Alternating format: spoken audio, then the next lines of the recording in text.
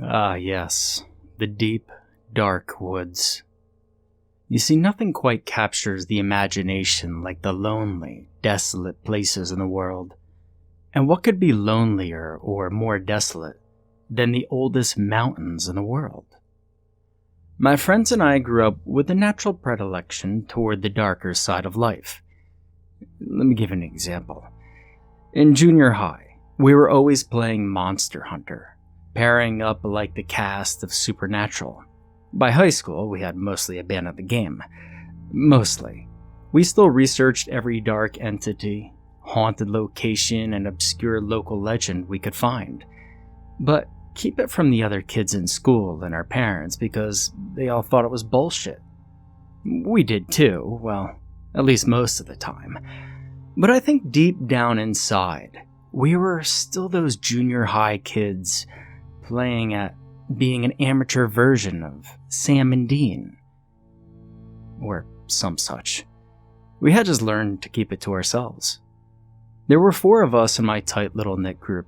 Me, Tony, Hitch, and Braxton. We grew up in a rural town where the senior high class would send only 37 kids out into the world as newly ordained, shiny adults.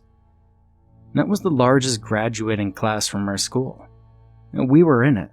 So, saying our town was small and rural is kind of an understatement. The internet was a huge source of entertainment for us. I mean, there wasn't much else to do unless we wanted to rent a movie from the one Redbox in town, or visit the local comic book store. The one-screen cinema closed down a few years back, along with one sad excuse for a teenage nightclub. Other than that, there was a park with ducks and geese and shit-dappled picnic benches. So we spent most of our time watching old Supernatural episodes and researching paranormal phenomena on the internet, usually at the same time, and more often than not, in my basement. With graduation only a month away, we heard grand stories of what the other kids were planning to do with the rest of their summer. It was an interim, a pause, before we all went off and started adulting, so it had to be special.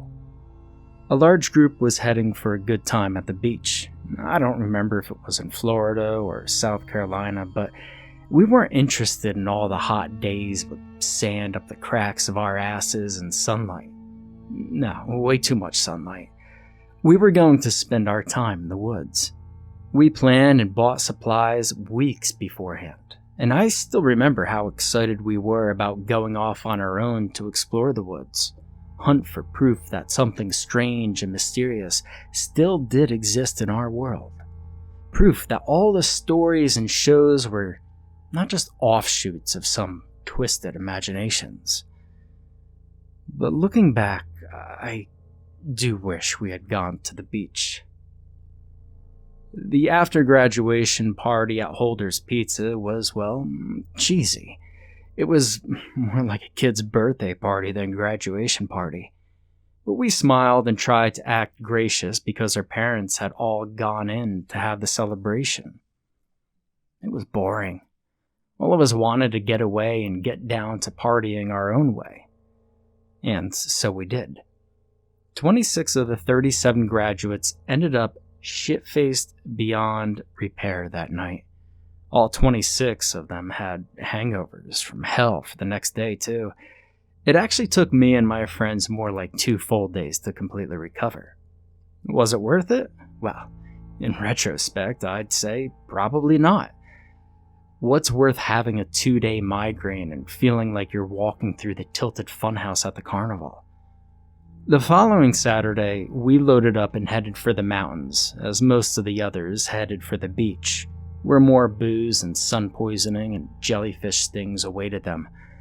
None of us envied them. We actually laughed at them, thinking we were so much smarter than any of them.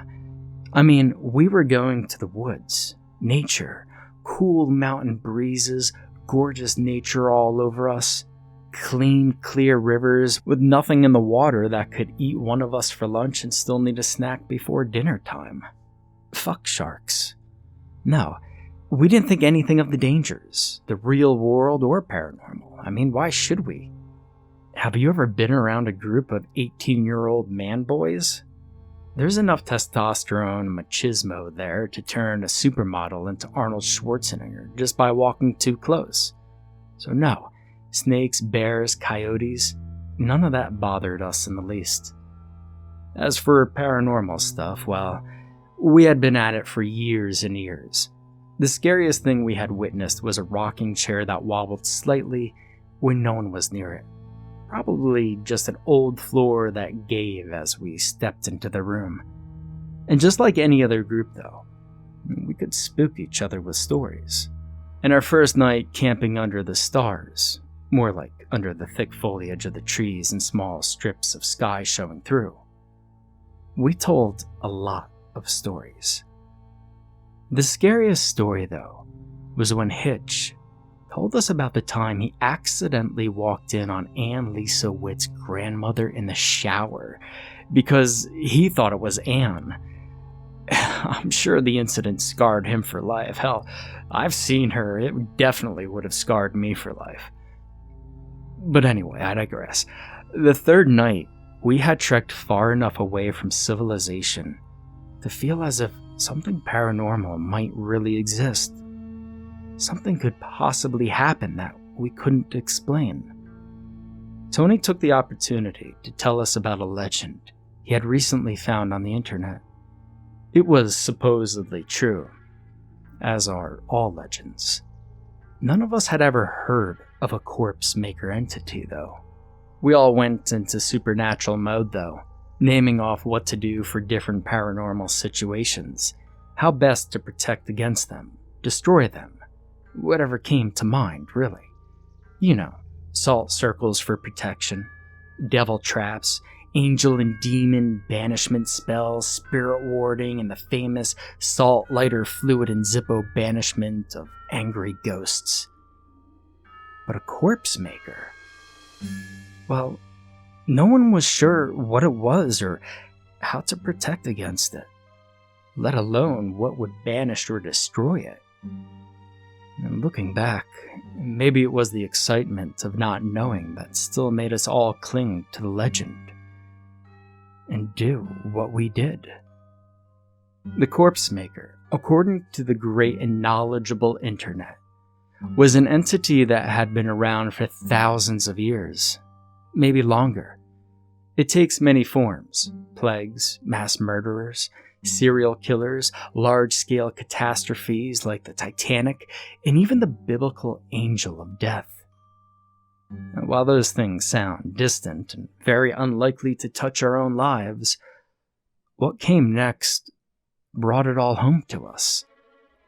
You see, the corpse maker didn't only show itself in these grand, abstract strokes across the face of our world. The entity took on a form that allowed it to walk among people on the earth, on our plane of existence. It never looked human, only acquired a corporeal body. It was said to be 7 feet tall, and either be rail thin or built like an Icelandic bodybuilder, and either wore a dark hooded robe or ran around naked, all according to which text you read. But it reeked of death, which none of us were sure what death smelled like. The gruesome new legend supposedly had outposts all over the world in desolate places, and the mountain we were currently exploring supposedly hid one of those secret places. It kept the corpses it made in those places in a state of stasis. These corpses would one day be awakened as an army loyal only to the corpse maker. Everyone was quiet for a moment, and then, well, I started laughing. Dude, are you serious? You had me at corpse maker, but you really lost me with the army bit. And everybody laughed, except for Tony. He warned us afterwards that laughing at the corpse maker wasn't a good idea. And well, you can imagine how that set us off again. We joked and laughed until late in the night when we all ended up falling asleep around the fire. The next day, we were still cracking wise at Tony over the corpse maker as we hiked deeper and deeper into no man's land. And late in the evening, we came across the small valley, situated between 4 peaks. Far down on the flat ground sat a huge, dilapidated building snugged up to a mountain on one end. It looked to be 100 years old, but also in pretty damn good shape. The roof had rusted, but none of it had fallen through. Of the 6 windows on our side, none were broken out. Weeds had grown up the sides, preventing me from seeing what shape the wood was in. And I was willing to bet it was in fine shape considering the unbroken windows and the solid roof. We went in to check it out, of course. That's why we'd gone on the trip after all, to explore the deep, dark woods. And assuming the building was a leftover from the mining days, we headed for it. Now, I don't know much about the others, but my heart raced faster as we got closer. My hands sweated, and sickness turned in my stomach. Something just felt off about that building. I had been right about the wood. The whole structure was in overall good shape to be so old, but I still wasn't sure about its purpose. The side that was butted up to the mountain was open, and beyond it lay an opening. There were a few odd pieces of furniture, wooden chairs, and a couple of rough wooden tables, and long waist-high work tables lined both walls. They ran under the windows. Hammers and odd pieces of rebar lay scattered on them. Nothing to give us an idea what the place had been in its heyday. And then thunder rumbled in the distance. Rain was moving in, and we decided it would be a good idea to shelter in the structure until the next day. Hitch wanted to explore the cave, but Tony and I were hesitant. If anyone got hurt, how would we be able to get them out? I mean, sure, call emergency services on ourselves. If we can get a signal, that was a brilliant idea. But mountains are funny that way, though. Sometimes you can get a signal, sometimes you can't. And if the injury was time-sensitive, like a deep cut, a snake bite, or, God forbid, a broken neck or back, then what? Just sit and wait for search and rescue and hope they find us in time? Nah. You see, my idea of exploration didn't include doing things I knew could lead to fatalities. And caves? They're not so safe, especially for inexperienced people like us. Hitch wouldn't hear reason, though. He just had to go in just a little way to see what was in there. Now, Tony and I remained in the building at the opening while Hitch wandered in with only his flashlight and knife. Braxton stepped a few feet inside and watched as Hitch slowly walked deeper and deeper, exclaiming about the cave tunnel going on forever in front of him. Now, after about 5 minutes or so, he yelled that we had to go see what he had found. Now, don't get me wrong. I wanted to go in there. I wanted to see what awesome thing he had discovered, but something held me back. Every time I moved toward that opening, the fine hairs on my arms and neck stood up, and my stomach crawled into my throat. And the smell coming from the opening was fetid. It was rotten and icy. And I just didn't know what could give off such a horrible smell in the cold. And I didn't much want to find out. Tony and Braxton gave in to curiosity, and soon I stood alone facing the blackness. Faint echoes of their voices reached me, but nothing more. In the silences, fear came out of the darkness in waves and enveloped me. I was torn between retreating and facing my fears to join them deep in the belly of the mountain. The last whiff of the sickening odor I inhaled seemed thick, gagging me and making me double over as if I filled my lungs with a cold fire. As I hacked and coughed and dry heaved, the cold fire dissipated, and a chill emanated from my chest down into my gut, where it branched out and filled my whole body. I got control, stopped coughing, and straightened up to peer into the tunnel again. I could see farther, and the beams of their lights bounced around wildly in what I could only guess was another opening. A chamber or something they'd found. And finally, after what felt like a million years, they decided to come back to the building. Their laughter grated at my nerves, and I was overwhelmed with the urge to tear into a hitch with my bare hands. You see, he had no right putting me through that nerve-wracking bullshit. And then to see Tony laughing and yucking it up with Braxton. I wanted to belt them upside their stupid heads for being so careless and thoughtless. I was beginning to think that the whole trip had been a bad idea. Now, Braxton tossed the stone toward me and yelled for me to catch it. I did, and I fought the desire to immediately send it back aimed at his forehead. My fists clenched around the rock, and I glared at them, each in turn. They weren't paying attention, though. They didn't care if they had caused me any stress. All they were worried about was their own satisfaction. Turning my back to them, I walked to the door we had entered, and the rain fell like a sheet as it crept across the mountain towards us. Thunder roared in the valley, echoing off the mountainsides. And the stone in my hand grew cold, and I opened my fist to see that it wasn't just the rock. It was a sigil stone. The face of it had been deeply etched with runic symbols, while the back was smooth. Lightning struck just outside the door, and the symbols burned a low red, the color of dying coals in a hearth.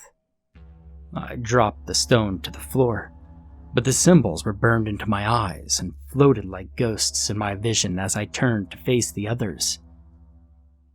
What happens next? Well, it's hard to explain. It was like looking at my friends through a filter that allowed me to see into the future. Braxton was suddenly an old man with paranoia in his eyes and blood on his hands, standing on the porch of his family's farmhouse. His maniacal grin scared me. Tony, only a few years older than we were right then, sat in a seedy bar, a gun cradled in his lap as a smiling woman sat across the table from him. I could taste his bloodlust as if it were my very own. And Hitch, in his late 20s, was sitting on the floor of a junky flophouse, pulling the needle from a dead man's arm he had just intentionally murdered. As he filched the wad of cash from the man's pocket, my vision cleared, and that rancid smell filled my sinuses again. And then suddenly, pain ripped through my bones, searing, scorching pain as muscles tore and bones stretched. Death would have been a relief. 3 stunned expressions trained on me as I hit the floor and writhed, and not one of my so-called friends even tried to help. The murderous bastards just stood there with their mouths hung open and their eyes wide like morons. The pain passed, and I was filled with a rage like I've never experienced before. I stood, and the others remained in their stupefied stances, watching, looking down on them as if from a great height. I was no longer in control of my body. I watched in horror as my left hand grabbed the hammer from the table, and my right grasped a piece of rebar. Legs that were far too long stretched out, taking me to the group in 3 easy strides. I blinked, and they were no longer my friends standing there. They were murderers with whom I had no acquaintance. The hammer swooped up and over my shoulders, arced down towards a head. The ensuing explosion of blood and matter incited my rage, urged me on, and the hammer arced again and again until I blacked out. I don't know how long I was out, but when I came back around, I was alone in the building and the sun was just beginning to peek over the mountain. I called for the guys, but no one answered. Outside, birds sang and the wind blew gently, ruffling the green sea around me. No sign of Braxton, Hitch, or Tony. I even got over my gut-wrenching fear of the cave and tunnel, long enough to check for them. It was nothing but a big empty chamber at the end of the tunnel, with some old fire pits and a few drawings on the wall. I saw where Tony and the others had signed their names on the stone walls, with the end of a burnt stick. But that was the only sign they had ever been there. In the end, there was nothing to do except for finding my way out of the woods, and hopefully finding help. There was never a trace of my friends found. It was as if the earth opened up and swallowed them whole, and I was under an enormous amount of suspicion for months. Everybody suspected me except for my parents. Hell, I suspected myself, but I could never bring myself to say that. And I could never tell anyone what I had dreamed I did with that hammer. After all, there was no blood anywhere. Not on me, or in the building, or in the cave. All I could think was that Tony's scary tale was more than just a scary tale. Maybe the corpse maker was real. Maybe it got into me somehow and used my body to kill them. Or just made me think that. The accounts of the corpse maker's ever-changing appearance made more sense if it was possessing the living to carry out its bloody deeds. I was so traumatized I stayed at home. I wouldn't even go to town with Mom and Dad for the weekly grocery run. But last night, though, I dreamed of those symbols again. When I looked through them, at my parents sitting at the dinner table, I saw bad things they were going to do in the very near future. I wish I hadn't seen them, but I did.